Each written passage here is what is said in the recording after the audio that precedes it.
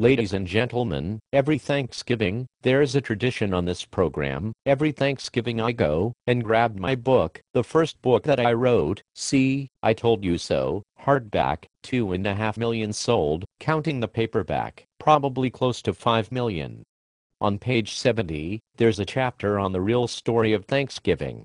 Now, how many of you grew up, and how many of your children are growing up today being taught this? The Pilgrims arrived, and it was cold, and it was inhospitable in the New World. And they were ill-equipped to fend for themselves, and they were bedraggled, and they were tired, and they were hungry, and they were thirsty, and they were incapable of getting along, and finally the Indians, who they would later massacre, the Indians befriended the Pilgrims, and showed them about corn and maize, and created a big feast of turkey, and dressing and cranberry sauce and maybe even some cheese broccoli. They all sat down, and they had Thanksgiving together, and it was the Pilgrims thanking the Indians for saving their wretched lives.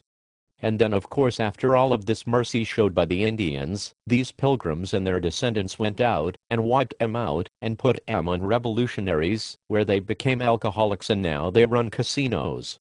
Yes, that is our right. Americans are bad. They conquered this continent and killed off the rightful owners. That, ladies and gentlemen, is the traditional story of Thanksgiving, is it not? In fact, the Pilgrims and their descendants not only brought all of the plagues, they brought syphilis, they brought environmental destruction, racism, sexism, bigotry, even brought homophobia. Stole Manhattan for $24, they cheated the Indians who had saved their lives, by buying Manhattan for $24 and some trinkets.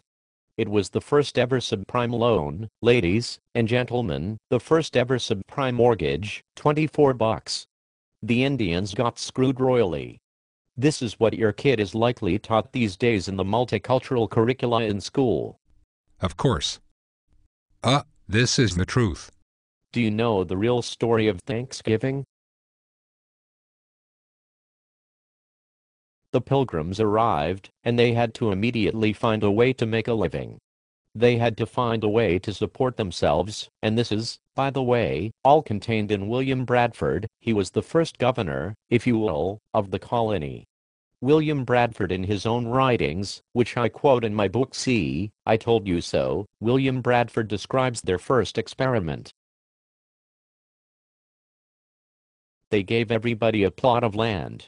Everybody produced what they produced, and it went into a single store, it went into a communal store, where everybody was then able to partake what they needed, and what they wanted from what everybody else had produced. Bradford found that this led to a bunch of slackers not producing anything.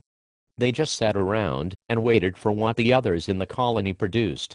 It didn't work. The first ever experiment with socialism on this country was undertaken by the Pilgrims in the 1600s. Bradford said this isn't gonna work, and got a different idea. He gave everybody their own plot of land, he assigned them their own plot of land, and said whatever you produce here is yours. You keep it.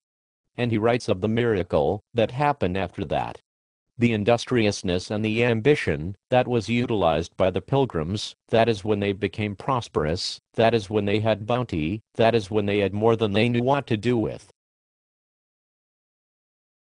So they invited the Indians over, and the whole notion of Thanksgiving was William Bradford and the original Pilgrims thanking God for their blessings. It was not thanking the Indians for saving their lives, and showing them how to make broccoli with cheese for Thanksgiving. They might have been grateful for the popcorn, I'm sure they didn't have that over there in England, but nevertheless, that's the story.